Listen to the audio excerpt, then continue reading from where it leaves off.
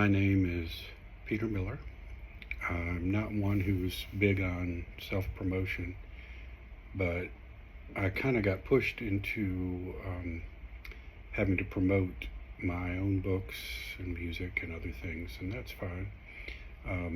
Kind of got a message this week that said I need to do this myself and quit relying on other people to help out, to be independent and do my thing. So I'm a self-published author. I have 7 books on Amazon right now. The first one I want to talk about is The Anointment. It is a fantasy novel.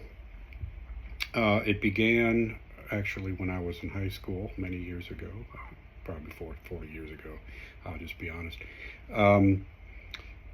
It originally started off as sort of a science fiction fantasy. I was a big fan of Tolkien, and I was a big fan of many authors, but I was lacking direction a little bit with it. I was very creative. I created a whole world and everything, but I didn't have the discipline to start really writing. I wrote notes, I wrote this, I wrote that, but I needed to explore life a little bit before I could make the book what it needed to be. So aside from that, I was born in Minnesota in 1967. I was born in Mora, Minnesota. It's a little town north of Minneapolis, south of Mille Lacs Lake. I was the sixth child of 6.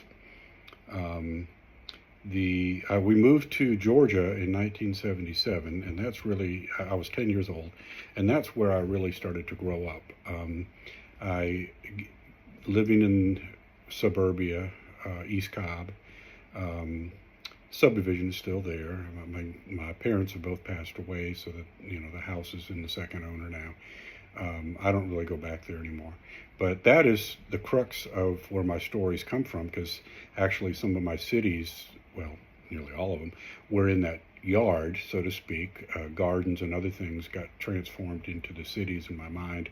Hiking around in the woods before they got built into other subdivisions were things that I incorporated into the stories. I graduated from Lassiter High School in 1985. Went to the University of Georgia, graduated there in March of 1990 as a music major. I was a French horn performance major. I went to the University of Cincinnati College Conservatory Music for 2 years. After that, majored a master's in French horn performance. But the job market was really bad in the early 90s for performance.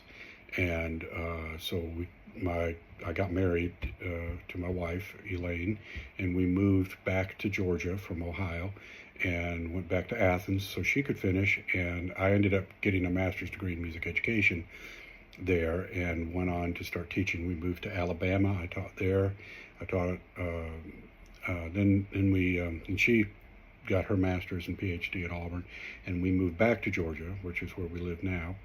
And we've lived in the same house for 24 years.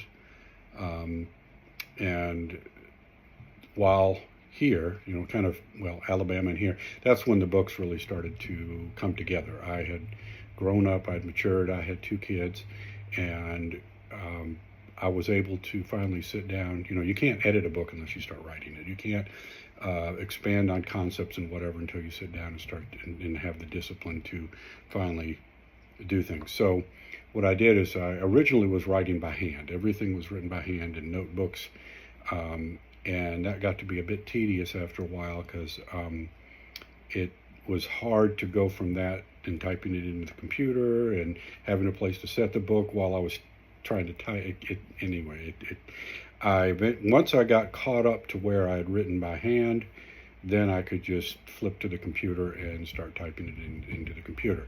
So, like I said, there's 7 books. The main character is his name is Yvain, or Yvain. It starts with a Y, which is a variation on Owen and a lot of other, and Ivan and so on. Yvain, which means lion. The the first book is, introduction.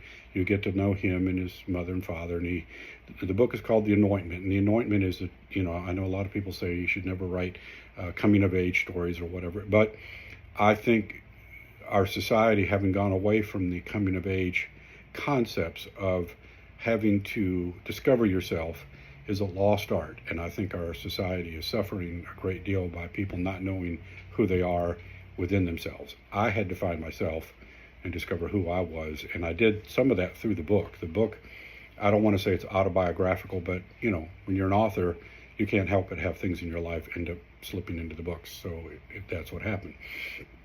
But what I discovered was, as I was writing, characters popped in as Yvain began to journey on this. He left his home, and I don't want to give away too much because I want you to read the book. So he journeys north to visit another kingdom or empire, and to meet the emperor up there. And he meets a young lady on the way, and immediately they fall in love with each other. They're drawn to each other, something that he doesn't understand yet. She does, but she's hiding some of that from him. The wizard that he's traveling with, Velsusi, realizes something's going on there that he can't reveal himself, because he's not sure what's going on either. Unusual for a wizard, but he doesn't know. And but he marries them. He gets them married, and his father, while upset, is more compassionate about it than his guardian. His guardian is a zealot type person. He's very devoted to his job as a guardian, but he's also a zealot, and he not approving of Yvain's behavior. They decide, Leora is the name of the girl, young lady, and they set her up with some guards, and they send her, they presume she's getting sent back to the capital city. Then Yvain's own guard, Tomas, is also his best friend. The five of them continue going north, but then things begin to go awry. They notice that there's not as many travelers coming out of the north, which, maybe there's storms or whatever. But then they start to see strange creatures on the road, werewolves and other things, and they can't figure this out. When they get to the mountains and they have to cross through the mountains, there's a tunnel system that goes through, and usually these are guarded, and they're not, for whatever reason, the guards are not there. They go through the other side, and the foot traffic of the pass through the mountains is just non-existent. And this is troubling, and they travel through, and they get to one of the cities, and there's rumors about something going on to the north. So they continue. When they get to the capital city, that's when they realize something really bad is going on, because there's smoke and fire and other things coming from the city, and the invasion appears to be coming from the north, which is unusual because there's not much to the north. Sorry, my light kind of went out on my computer here. And so this is an unknown enemy. It just seems to show up. And when they go into the city to help the Samian people, they see Parnuhol, the emperor, and they're introduced in the midst of a horrific battle.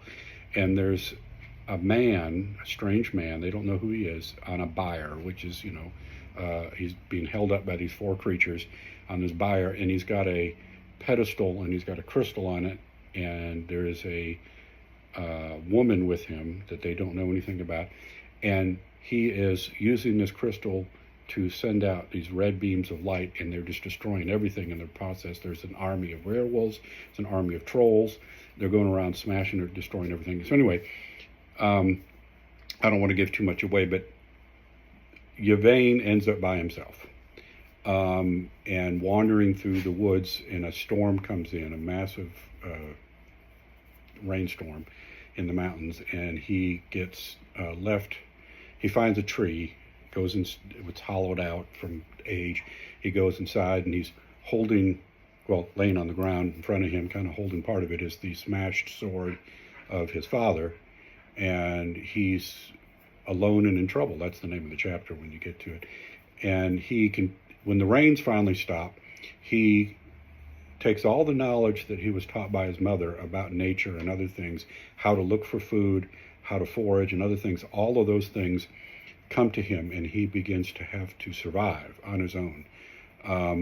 He continues, he's lost, so he's following a path that he finds.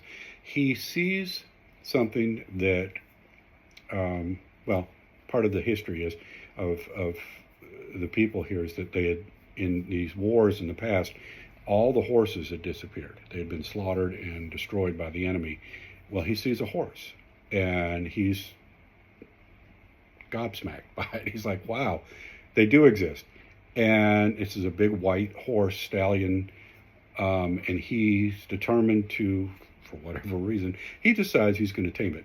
No clue what he's doing, but anyways, he starts trying to climb on this horse. The horse is wild, throws him around there, and then when he finally gets on the horse after battling with it, the horse runs along the edge of a cliff to try to intimidate him, and Yvain is like, at this point, I don't care. You know, he's kind of at a point in his life where he's seen so many things at this point that he's like, whatever happens, happens. Well, eventually the horse accepts him, and he names the horse Cliffhanger after this incident. So they continue along this trail. Well, the trail goes down out of the mountains. He ends up in the east. When he finally gets to where he finds people again, he realizes he's in his mother's old home, but he also knows that there's some consternation between those people and his people because of how his father and mother met. And anyways, he's a little nervous about revealing who he is, even though it's obvious because he's taller and bigger that he's a Manian. He instead of going by Yvain, he just decides to go by the name Leonis, and he befriends a blacksmith and a guard. And the blacksmith takes the sword, recognizes it, but doesn't say anything, agrees to rebuild it. And of course, some of the people in the town, one in particular, is very upset that Yvain is there. And eventually, after the sword is fixed and some other stuff goes on, the guy challenges Yvain, and Yvain beats him in a sword fight by basically cutting him in half with the sword from the shoulder down. Anyway, nasty. But that he's a little nervous about backlash from that. So his friends say, why don't you go off for a few days? So he takes Cliffhanger and he goes out and rides into the grasslands. And while he's out there, he sees a herd of horses and realizes that they're starting to come back. And but they're not coming all the way in. They're still off in the distance. And then when he sees a lion while he's out there, and he's one of these wild lions. And when he comes back to the city, the lion had made its way and was attacking people as they were leaving. So he takes it upon himself to battle the lion and wins and kills the lion. And the people then think of him as a hero, and they give him the nickname the White Lion. And that's the name of actually the third book, the White Lion. I don't want to get too far ahead of myself, but the anointment, so then, he finally reveals who he is. They accept him as Yvain, the emperor of Mania, and because he tells them what happened. So at the very end of the book, a green wizard shows up who is in really bad shape. He's got a rag hanging over his face because his face has been heavily damaged by a battle somewhere. He's got a strange staff with him, and Yvain agrees to take him back across the mountains back to his home. And that's where the book ends. But again, it's an introductory book. It's you have to get the story started, and that's kind of where it gets started. But it introduces you to the history of the Manian people, introduces you to Yvain, Termas, and so on. And then the second book will continue with Termas and what happened in the capital city of the Samoans in real toll. It'll let you know, the continuation of that. So the timeline will continue. But this first book, again, it's an introduction. I wanted to get it. It took me, I don't know how many rewrites I did, of this thing. But that's first books. You write, and then when you get to book 5 or 6, you got to go back and make some adjustments. And so I had to do all that as well. But in addition to that, and you've noticed this if you follow my channel at all, I do, because I'm a musician, I write a lot of music and I do a lot of music. And so music has been my go-to for when I'm feeling down or when I need an exit for my creativity. It's either in writing or music. So as a side note to the latest music, I've actually written a book called In a Time-Trapped Veil about Crystal Rose. So that book is in process. And in that book, you are introduced to her cousin. And I have 3 books that I've written about the cousins who are ghost hunters and stuff. That's more young adult stuff, modern stuff that's kind of this day and age. But it deals with magic and other things, just like the stuff that I did with the anointment and the it's called the Wizard. It's book 1 of the Wizard War Saga. So when you go into Amazon, what I'll do is I'll put a link in so that you can get to the book. But anyways, I didn't want to be on here too long. I'm a little over 15 minutes. So, and again, I'm not a big self-promoter. So this has taken a lot of energy out of me to do this today. And I hope you will be interested enough to look at the book or purchase the book. And I look forward to your comments about it. By the way, all 7 books in that series are on Amazon. If you like it, you can continue. It does go into magic. I'll talk more about that later, about my thoughts on magic and the wizards and so on. I'll talk more about that later at another time. So appreciate it. Appreciate your time. Again, my name is Peter Miller. I am the guy that's been putting this channel together. I've been enjoying it. And I hope you will go look at my books. Thank you very much.